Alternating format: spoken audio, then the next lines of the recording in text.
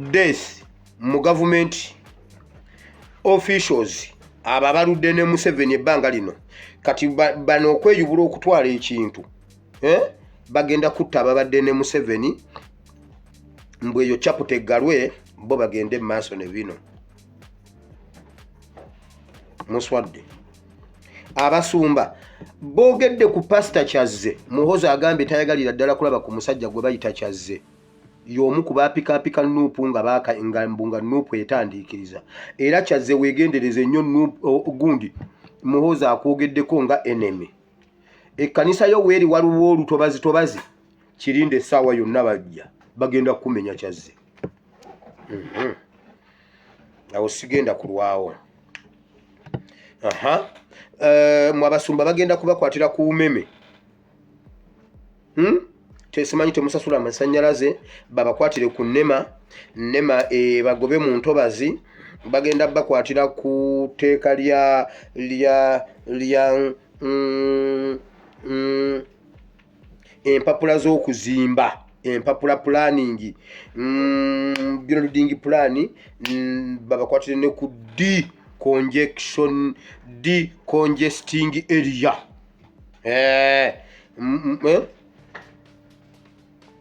basobole okubamenya owino mbabuulidde mbagambye tebannaba kubagira tebannabazimbawo mu maaso gammwe kubanga ekizimbe kijja kubeera affected mbwe omuliro gwe bapulaningira awo gulimu ekidongo gulimu emiranga gulimu ennyimba kugamba gugenda kubanga gulimu ebirungo byonna gugenda kuba heve kati tebaagala kukosa ekizimbe ekyo kyekivudde kirwawo kyalwisaawo okusituka okuzimbibwa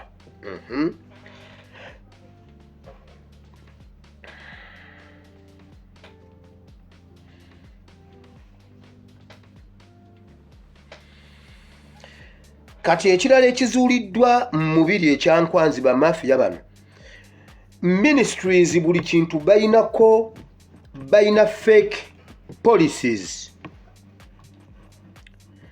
ministry bwejja neretambo banaye tulina policy eno tugenda gikola bwe tugenda gi implementinga bwe tuti baba balina fake and edited policy bali be baba balina original era bano bye baba bakola bali si bye bakola bali baba batuukiriza kirala nga ne bano yo ministry ereeta neteekawo abantu balabemu akazigo akalungirungi naye nga evil plan bali be balina ekisembayo era Greater Mpigi Metropolitan Greater Mpigi mu discussingiddwako baagala amataka gammwe Greater Mpigi Wakiso Kampala Metropolitan and Greater Mpigi Kampala Metropolitan etwaliramu Mpigi kati ate Greater Mpigi etwala ebitundu ebirala ebirimu Gomba ebirimu Butambala ebirimu ebigenda byeyongerayo eyo bigate ku Buddu Greater Mpigi Kampala Metropolitan eri yokka police yayo eri yokka including Mpigi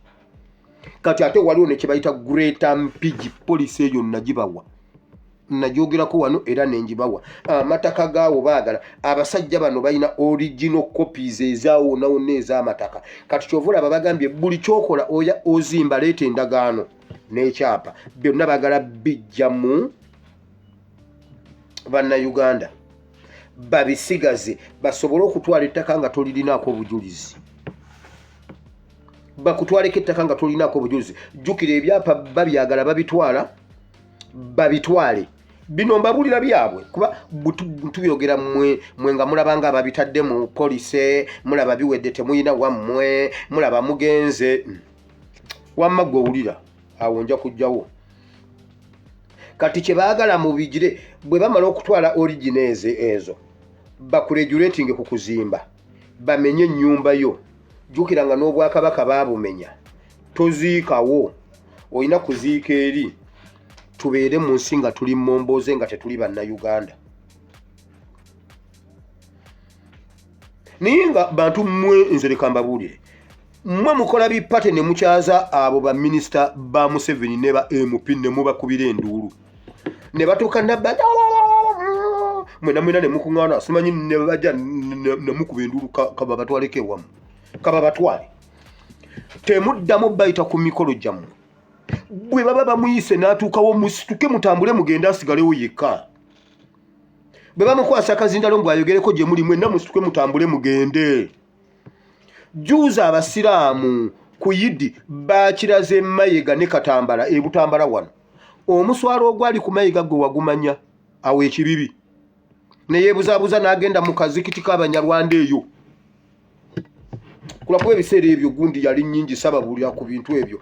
Mayiga yatuuka ku kkubo n'ayimya ne bamugamba eno abasiraamu beesaza akajegere. Ne bamugamba tojja linnyawo wano, bw'oboze ne Katambala tujja kulinnyawo wano.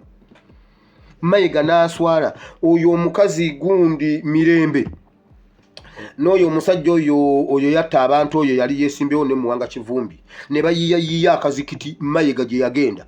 Mayiga yali azze wano ekibibi mu tawuni wennyini mu kisaawe, ne bamugamba tojja kulinnyawo. Kwakuba ebiseera ebyo nali nnina ebintu nga bijjudde nnyo nga binzijudde. Ne sobola kibagamba. Abantu abo mu baswaze temubakkiriza kuyimirirawo. Be bayise ze slippers ezitwala train etwala Uganda.